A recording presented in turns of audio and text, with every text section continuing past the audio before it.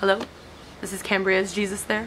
I'm just kidding. Hi everyone, welcome to the BLB Bible study. In this series, in these videos, what I do is we basically go through like topics and maybe we'll read like chapters one day, I don't know, but as far as like right now, we're just gonna be doing topics and that's what the BLB Bible study is gonna be consisting of. So we're in our series, How to Get Closer to God, and this one we're gonna be focusing on prayer specifically. In the last video that we did, we talked about Bible reading and how knowing God is knowing His Word and reading His Word.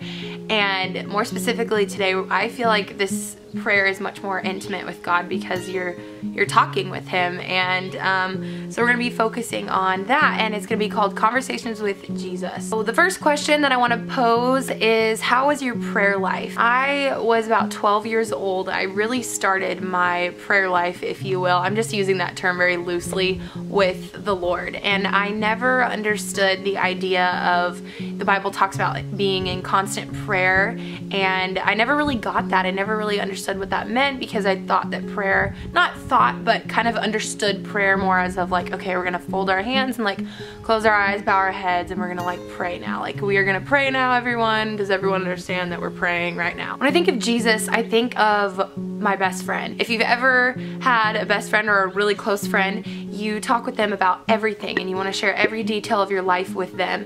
And if you have, just like let's get this example in our heads. If you're sitting with your friend, or if you're with your friend all day, would you just straight up ignore your friend and not talk to your friend? No, that would just be so uncomfortable and weird. Your friend would be like, why aren't they talking to me? Why are they ignoring me? That's kind of how Jesus is. That's how God is. You know, He's a jealous God, as we talked about in the last episode, and He wants your attention, and He wants to hear what you think, and He wants to hear about your life, you know, that He's given you. When you're not talking with Him, when you're just ignoring Him essentially, and when your prayer life is non-existent, you're not going to grow in your relationship with Him. You can't grow in your relationship with your boyfriend or your girlfriend if you don't ask them questions or talk with them and get to know them. It's the same way with God. You know, through reading His Word, we understand who He is, and through talking with Him, we can understand more about, honestly, who He is and who we are in Him. I think the greatest part about prayer life, if you will, is that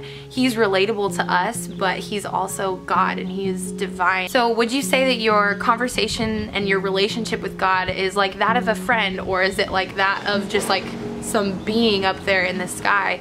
Because God is a personal God. You can't get closer to God if you don't pray. And praying is our directly talking with the Lord and directly talking with God. And if you're not doing that, then you're not going to grow in your relationship with Him, because just like if you ignore your friend, if you ignore God, how are you going to get to know Him? I don't know if you've ever met someone who, when you get to know them, it's almost like you're getting to know more of yourself, and you realize like, hey, I like that too, or oh wow, that's a characteristic in myself that you really brought out in me. I really feel it's the same way with God. When you get to know Him more, you get to know who you are in Him more, and that's how we do that, is through prayer. So how are we to pray? There's a direct example in the Bible about how it talks about how we should pray, and we're going to go over that in detail, but I want to talk about the main kind of ways that I personally broke it down in how we are to pray. The first one is conversationally. In your everyday life, just talking with God. Just literally, I read when I was like 12 years old that I read in some Christian girl magazine that like God wants to talk with you when you wake up in the middle of the night and you have to go to the bathroom and something's on your mind, and you know, He's there for you and He wants to listen to you. And I never thought about that before. I never thought that like in random moments in every single part of your life that He wants to hear and talk with you. You know, it doesn't have to be some like formal, like we're gonna pray right now kind of a thing. 1 Thessalonians 5:17 talks about praying continually. It says to pray continually, and we can do that through every single day, you know, throughout our day. That's what we can do, is we can have conversations with Jesus. We can talk with Him at any moment of the day, at any time. There's no rules when it comes to prayer. I feel like that's just a silly thing to say, but for those of you who are really just like, I am just starting this whole thing and you just don't know. Philippians 4:6 says, do not be anxious about anything, but in every situation, which is what we were just talking about, by prayer and petition with thanksgiving, present your requests to God. But in every situation, I love that it says that. Not just like in certain situations or when you feel like praying, in every situation. situation. When things are good, when things are bad, when things are going the way that you want them to go, when they're not going the way that you want them to go, which is more often than not. When you're happy and upset, and when you're confused and crying, you go to him and you can talk with him. The next way that we are to pray is casually, and I know that some people are gonna be like, this is not biblical, whatever. Okay, I'm not pulling this like from the Bible. I was categorizing things, and yes, I was pulling it from the Bible, but there's not a verse in the Bible that says pray casually. No, I'm just like trying here, guys, okay? What I mean by praying casually is Hebrews 4:15 says, "For we do not have a high priest who is unable to empathize with our weaknesses, but we have one who has been tempted in every way just as we are, yet he did not sin." Another translation says, "This high priest of ours understands our weaknesses, for he faced all the same testings that we did." So we don't have this God who doesn't understand us, who doesn't empathize with us, who we need to like, okay, as I said, like bow our head, close our eyes, and like we're gonna pray now, and it has to be very like religious, and no, you can talk to God whenever you want. By casually, I mean we don't have to pray in a certain way. We can pray whenever, wherever. We don't have this high priest where we need to like, okay, I can't talk with you right now because of this. You don't have to do any of that. You can talk to him right now whenever you want to, with your hands folded, with your hands not folded.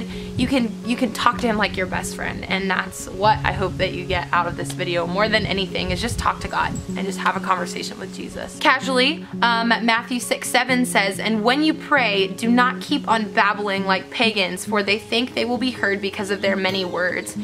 That is another thing. You don't have to pray a certain way. You don't have to keep talking and saying all these like religious sounding things. Just talk to him. He knows you better than you know yourself. He already knows what you ask, but there's another verse in the Bible that says that you do not receive because you do not ask. So we need to ask God. We need to talk to him. Next way that we are to pray is boldly. "Let us then approach God's throne of grace with confidence so that we may receive mercy and find grace to help us in our time of need." That one is cool. I like that it said with confidence, and another one it says, "So let us come boldly to the throne of our gracious God." I love that. I love that I don't have to like, you know, okay God, like I really kind of want this right now, but I don't really want to tell you because I'm kind of afraid, and I don't really know if that's a good thing to ask or a good thing to talk. No.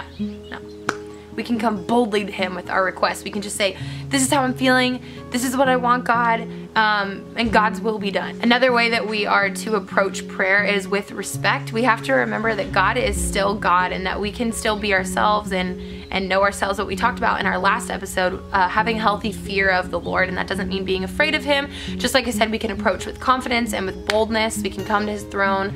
But we have to remember that he is God, and I like to think of fearing the Lord in the way that you would look at a lion with awe, but you wouldn't go up to the lion and like hit it and poke it and like make it mad, you know what I mean? You have a respect for the lion and its majesty, you know, if you will. We should have a desire to please him and to not sin and to be, you know, obedient to him, being respectful of God and of who God is. Another way that we're to pray is selflessly, and for that we're gonna go with James 4:3 that says, "And even when you ask, you don't get it because your motives are all wrong. You want only what will give you pleasure." And this is a huge verse when it comes to prayer. I love this verse because it helps me to analyze my heart and to look at my heart and to check my motives. You know, ultimately life is not all about me, it's about God. And when I'm praying for things that yes, ultimately I want my desires to line up with his desires. And so I will pray for something and I'll say, God, this is the desire of my heart, Lord, and I pray that that if it's your will that you would allow for this to happen, or that you would give this to me, God. But ultimately, if that desire doesn't line up with his desires, you know, ask him like, Lord, this is how I'm feeling, this is what I want, but I don't really know if this lines up with you, and he will reveal that to you through his word and through talking with him. Check that you're not praying just to get things out of God, like we talked about in the last episode. Getting to know God for the sake of knowing God is reward enough than getting rewards from God. No, we're to love the giver, not the gifts. And it's okay to appreciate the gifts, but when it's all about the gifts and not about the giver, that's when we get messed up. We're gonna go over directly in the Bible where it talks about how to pray. It literally says in Matthew 6:9 through 13, this then is how you should pray. And we're gonna dissect this thing. So it says, our Father in heaven. I love that it immediately starts out with our Father, someone that we can go to, who is in heaven respectfully. You know what I mean? Like divine yet human. I love that. Hallowed be your name. And the word hallowed I looked up and it means holy, respected, and respectful, just like we talked about just a few minutes ago. You know, how holy is your name, how great is your name, how much I respect your name. I love that that's how immediately the prayer starts off. Your kingdom come, your will be done, just like we talked about praying selflessly, not selfishly. Your will, God, not mine, but your will be done on earth as it is in heaven.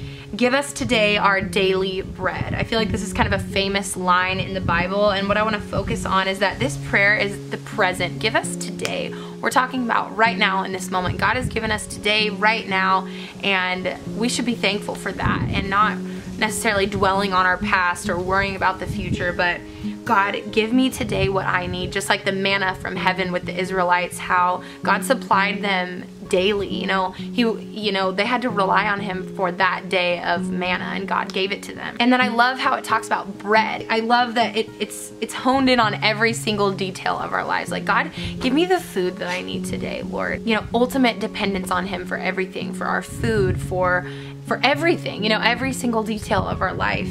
And then it says, and forgive us our debts as we have also forgiven our debtors. And I think that's an important thing, to come to God and just say, like, if you have something against someone and you're struggling and you're mad and you're angry either at yourself or at somebody else, God, help me to forgive myself because you have forgiven me, or help me to forgive them because you have forgiven them. If you're having a problem with someone, and how we tend to like, God, please change their heart. They are terrible. They're so mean. But God, change my heart towards them. Help me to be more patient and forgiving with them, even though they are mean, you know, even if they are. God, help me to love them like you love them, and not be easily offended, and not be easily angered, and not be quick to anger. Help me to be slow to anger, and, you know, give me wisdom about what to do in this situation. Instead of praying for them, maybe God's looking to change you and not them. So again, praying selflessly. And then it says, and lead us not into temptation, but deliver us from the evil one. Last thing that we're going to talk about is that Jesus prayed. It says, very early in the morning, while it was still dark, Jesus got up, left the house, and went off to a solitary place where he prayed. And that's in Mark 1:35. Jesus is such a good example for us to go away for a while and be still and be quiet with the Lord, but then also to carry your conversations throughout the day with him. And you can pray whenever you want. Okay, my dog is barking. I apologize. I personally like to have my quiet time in the morning alone with the Lord, and I also like to carry my conversations with him throughout the day. So have a conversation with him just like you would with a friend. At the end of every Bible study, we're going to memorize a verse, and the verse of this week is Micah 6:8. It's the later part of the verse. That's what I'm going to be focusing in on, at least. And it says, and what does the Lord require of you? To act justly, and to love mercy, and to walk humbly with your God. And when I think of walking humbly with God, I think of walking with him and talking with him. And so that's the verse that we're going to be memorizing, is Micah 6:8. If you took notes, if you want to tweet about that verse or Instagram that verse, make sure you hashtag BLB Bible Study so that I can see it. Thank you guys so much for watching. I love all of you. I'm praying for all of you, and I hope that this encouraged you and grew you in the Lord. Bye, everyone.